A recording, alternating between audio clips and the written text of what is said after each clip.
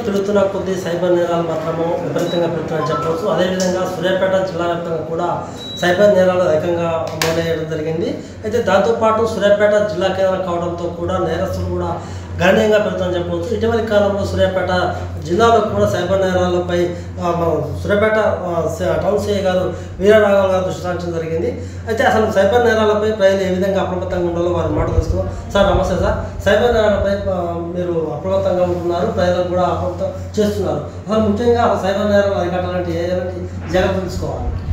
అందరికీ నమస్కారం. సైబర్ నేరాలు ఇప్పుడు ప్రపంచంలో ఛాలెంజ్ నేరాలుగా తయారైంది. సైబర్ నేరానికి కారణం అత్యాశ.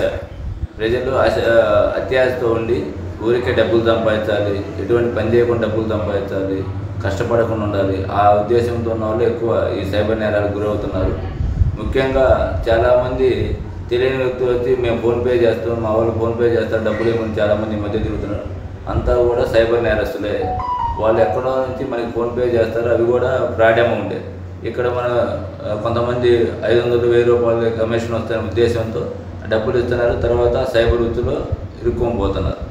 చాలామంది ఫోన్ కాల్స్ వస్తుంటాయి, ఏమని మీ యొక్క బ్యాంక్ అకౌంట్ ఇదైందని, మీ యొక్క సిమ్ కార్డు బ్లాక్ అవుతుందని, ఇట్లాంటివి చెప్పి మన ఆధార్ నెంబర్లు బ్యాంక్ అకౌంట్ నెంబర్లు తీసుకుంటారు. అవి వాళ్ళతో చాలా జాగ్రత్తగా ఉండాలి. ఎవరు కూడా బ్యాంక్ అకౌంట్ కానీ ఆధార్ నెంబర్ కానీ ఇవ్వకూడదు. ఎవరు కూడా బ్యాంకు వాళ్ళు ఫోన్లు చేసి అడగరు. ముఖ్యంగా చాలామంది ఎన్నో అవేర్నెస్ ప్రోగ్రాములు పెడుతున్నాం. మా ఎస్పీ గారి ఇన్స్ట్రక్షన్ ప్రకారం చాలా ప్రోగ్రామ్స్ ప్రతి గ్రామంలో కూడా అందరికీ అవేర్నెస్ చేయడానికి తిరుగుతూ ఉన్నాం. అయినా కూడా సైబర్ క్రైమ్ ఇంకా ఎక్కువ అవుతూనే ఉంది. దానికి కారణం ప్రజల్లో ఈ ముందుగా చెప్పిన అత్యాశ వ్యవహారం. ఎవరు కూడా అట్లాంటి నేరాలకు పాల్పడకుండా చూసుకోవాలి. అలాగే చాలామంది ఈ బాలలు కానీ బాలికలు విద్యార్థి దశలో ఉన్న వాళ్ళు అన్నోన్ పర్సన్స్ నుంచి వీడియో కాల్స్ వస్తుంటాయి. అవి ఎట్టి పరిస్థితుల్లో కూడా అటెండ్ చేయొద్దు. దానివల్ల వాళ్ళని భవిష్యత్తు మీద చాలా దెబ్బతీసి వాళ్ళు హెరాస్మెంట్ చేసి ఆ విధంగా డబ్బులు వసూలు చేస్తున్నారు. ఇవన్నీ కూడా సైబర్ నేరాల్లో చాలా ముందుకు పోతున్నాయి.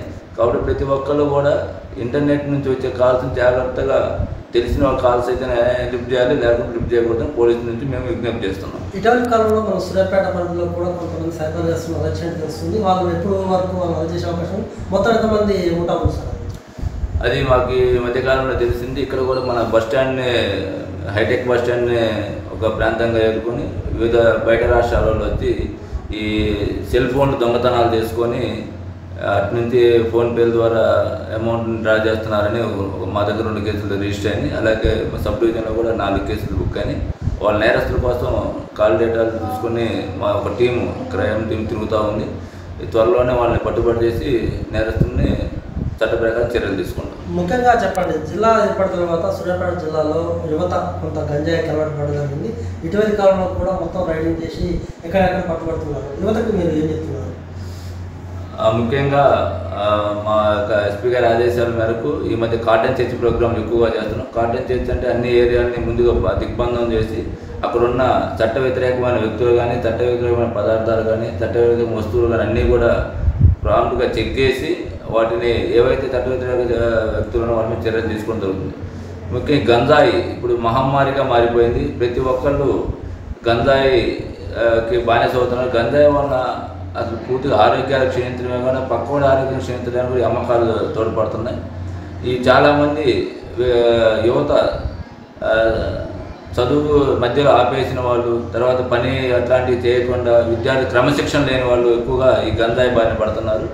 ఎక్కువ మంది సీలేరు, ఛత్తీస్గఢ్ బోర్డర్కి, ఖమ్మం భద్రాచలం బోర్డర్కి వెళ్ళి 2 వీలర్స్ మీద వెళ్ళి 1 కేజీ 2 కేజీలు అట్లా తీసుకొచ్చి ఆ ఏరియా మొత్తాన్ని డిస్ట్రిబ్యూట్ చేసి మళ్ళీ అదే బిజినెస్గా తీసుకుంటున్నారు. అది చాలామంది మేము ఈ 3 నెలల కాలంలోనే ఒక 6-7 మందిని జైలుకి పంపించడం జరిగింది. అంతేకాక సూర్యాపేట టౌన్లో 31 మంది మీద గాంజా షీట్లు కూడా ఓపెన్ చేసి వాళ్ళని ప్రతి నెల మేము వాళ్ళని వాచ్ చేస్తున్నాం. కొత్తగా ఈ షీటర్స్ పక్క నుండి ఇంకో కొత్త వాళ్ళు పుట్టుకొస్తున్నారు. సూర్యాపేట ప్రజలకు మా పోలీసు వారు విజ్ఞప్తి ఏంటంటే, మీ ఏరియాలో ఎవరైనా గంజా ఇట్లాంటి సరఫరా చేసేవాళ్ళు కానీ తాగే వాళ్ళు ఉన్నా కానీ మాకు సమాచారం ఇచ్చినట్టే మీ యొక్క వివరాలు గోప్యంగా ఉంచుతాం. వాళ్ళ మీద చట్టపరంగా చర్యలు తీసుకుంటాం, సమాజాన్ని కాపాడదామని మా యొక్క విజ్ఞప్తి. ముఖ్యంగా చివరిగా చెప్పండి, ఎండాకాలం చేపట్టి కొంతమంది గృహ యజమానులు మిత్రుల మీద పడుకుంటారు, దొంగతనాలు కూడా ఆస్కారం ఉంది. తాళాలు వేసి కూడా కొన్ని రోజుల వరకు ఊళ్ళకి వెళ్తున్నారు. వాళ్ళకు మీరు ఏం చెప్తున్నారు?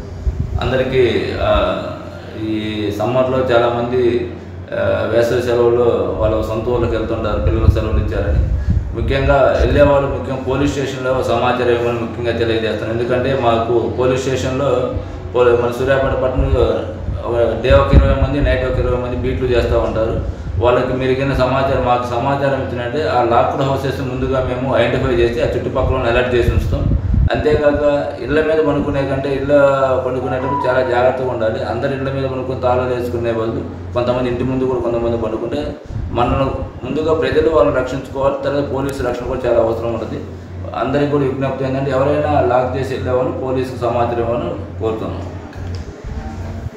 ముఖ్యంగా సైబర్ నేరాలపై మాత్రం ప్రజలు అప్రమత్తంగా ఉండాలని చెప్తున్నారు. అంతేకాకుండా సూర్యాపేట జిల్లా కేంద్రంలో మాత్రం గంజాయి తాగు లేకుండా కూడా అనేక చర్యలు చేపడుతున్నాము.